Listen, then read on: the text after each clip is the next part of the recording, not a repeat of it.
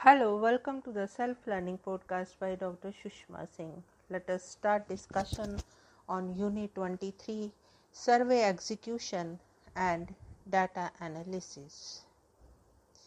A number of issues spring up throughout the process of executing survey research. We will examine a few of them in order to enhance the quality and reliability of survey. The researcher may confront or encounter many more situations like that may inspire him or her to serious thinking about the implementation of the survey plan. The best way to tackle any problem in the field is to keep oneself open to surprises that may come.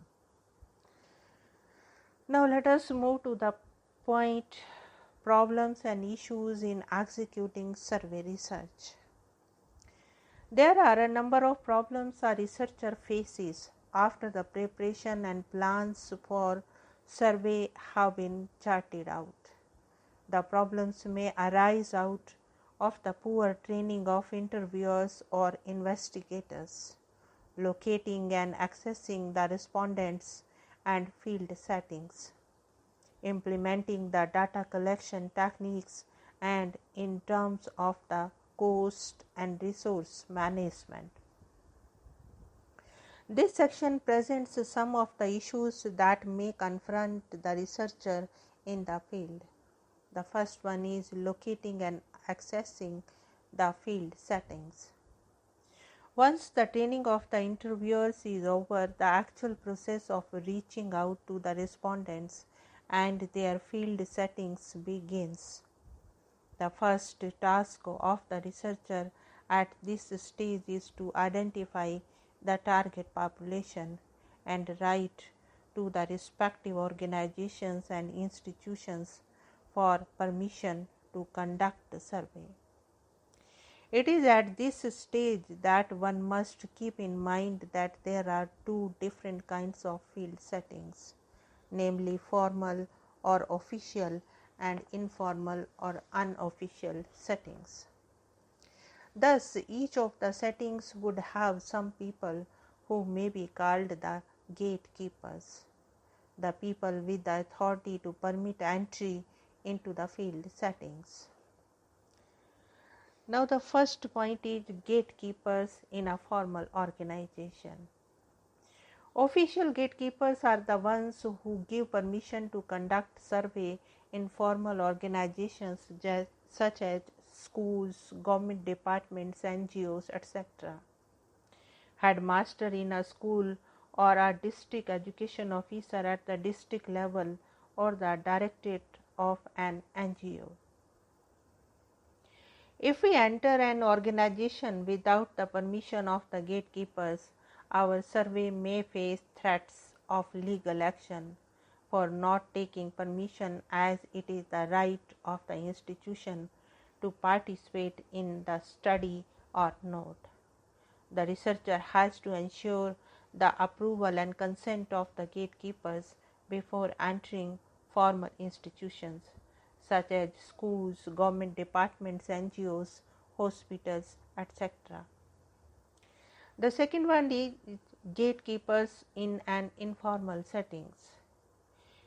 It is just not merely in the formal settings.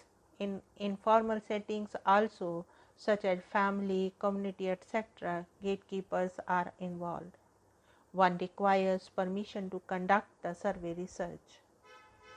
If the researcher wishes to speak to a child in the home environment, he must speak to the parents first.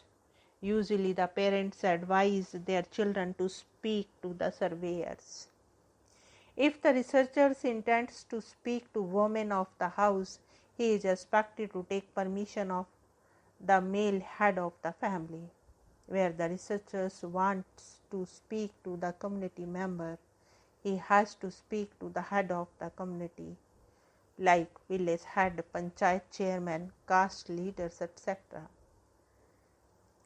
Without the permission of the gatekeepers in the informal settings, the members of a family or a community may not cooperate or may even turn down the request for interview. Therefore, interviewer must be conscious of the importance of gatekeepers in informal settings as well. The third one is, how do we approach the gatekeepers for permission? The first thing a researcher must do after identifying the respondents and their settings is that they should inform the gatekeepers about the objectives and purposes behind the survey and apprise them of their overall goal. For instance, the main objective of a survey being undertaken is to assess the impact of the integrated education for the disabled children. The respondents may be informed that the survey results may be used to improve the quality of implementation and delivery of the scheme, and that their cooperation is highly appreciated and valuable. Further, the researcher has to clarify the doubts and apprehensions of both the gatekeepers and the respondents. For this, the researcher must be well versed with the specific objectives of the survey. For instance, the broad objectives of the survey mentioned above are to study how far the integrated schools have been successful in integrating the eligible children with special needs, to examine the retention strategies adopted by the school, to study whether the facilities for assessment and appropriate placement of children with disabilities are available in the integrated schools. There can be many specific objectives of the current survey, so the interviewers should try to understand these objectives and be clear about each of them. This will help him in the later stages of the survey execution. It will help to correctly transact and impart the same kind of training to his assistants. The interviewer must also understand the survey's conceptual, cultural, psychological, economic, and political context. Some of the specific questions the researcher or interviewer must be clear about in the case of our examples are: who are the children with special needs? What are their special needs? What is the need for a special program for children and special needs? What is the cultural context of the families, communities, and the schools that are going to be part of the study? What will be the psychological condition of the children with disabilities or special needs and their parents? What is the economics of running a scheme such as IEDC? What are the possible uses of equipment and their utility and how they are used? Whether the investment on certain items is justified in terms of their utility. What is the political context of the schooling of children with special needs? The scheme might be receiving the major focus or less focus in terms of the attention of the implementing agencies, etc. Why has it become so important in recent times? What are the pressure groups asking for the betterment of the scheme? Who are the stakeholders in the program and what are their positions, the objectives of the schemes? Further, the researcher must assure the gatekeepers of anonymity and confidentiality of the information provided by them and their organization. In case one wants to explicit about the institution or organization, he should request permission for doing so. Once he is in the field, after gaining entry or access to the setting, a researcher must gain access to the individual respondents. Some important tips to access the respondents are accessing the respondents and building rapport with them. Remember, the interview situation is one of the social interaction. In a social interaction, building rapport is essential if you want your relationship to sustain. Rapport is nothing but building relationships. Approach the respondents for permission to include them in the study. The respondent must be willing to participate in the survey. Everybody in the sample has a right to decide whether he or she would like to be part of the survey. If one is forced to participate in the survey, then the reliability of the information is at stake.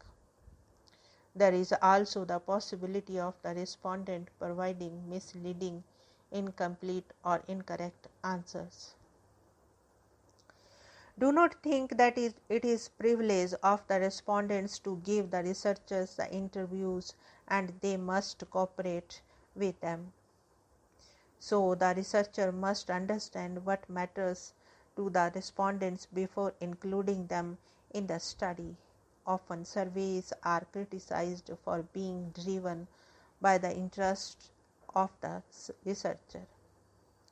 Recognize the differences between the respondents. If all the respondents are alike in thought and action, then there is no need for conducting a survey. We can simply take a case and generalize from that case. Variations make the findings of the survey worthwhile and interesting. Avoid unjustified presuppositions and false assumptions about the respondents. Often we are carried away by our presuppositions and stereotypes about the other individuals. For instance, one may view children with disabilities or special needs differently. This will lead to a bias in the way the questions are asked and even the respondents are accessed. Simply put, the interviewers should not be judgmental in his interaction with the respondents, as also with the topic of the survey, the institutions they approach for information, or even the role of the parents, etc. Be a good listener rather than a good speaker. Now let us move to the second point, implementation of data gathering techniques. There are a number of problems which spring up after entering the field while executing the main survey. The problems mainly concern the implementation of the data gathering techniques such as self-administered questionnaires and face-to-face interviews. The first one is self-administered questionnaires. A major problem with the self-administered mail questionnaires is how to get them returned. We already know that the respondents face considerable temptation not to fill up the questionnaires mailed to them. The suggestion offered in such cases is that a 50% return rate will be used as a minimum level of acceptability for survey research based on the self-administered questionnaires. This level can be achieved in some situations such as those in which a researcher distributes questionnaires personally in a classroom, official premises, etc. But rarely when data collection is based on a mail survey. However, some steps may be suggested to maximize the return rate. An introductory letter should accompany the mailed questionnaire. This letter should explain the purpose of the study and who is sponsoring the project. A good introductory letter can be an incentive for the respondent to fill out the questionnaire. Besides an introductory letter, the inclusion of a stamped self-addressed envelope for the respondent to return the questionnaire is necessary if a good return rate is to be achieved. In some cases, special incentives such as a pen or a small amount of money are also sent to the potential respondent in order to encourage cooperation. However, this step may raise some ethical questions besides being costly.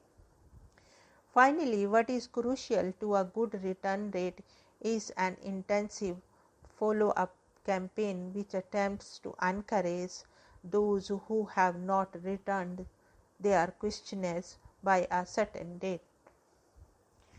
Now let us wind up the session and take rest. Thank you very much for engaging yourself with the Self Learning podcast.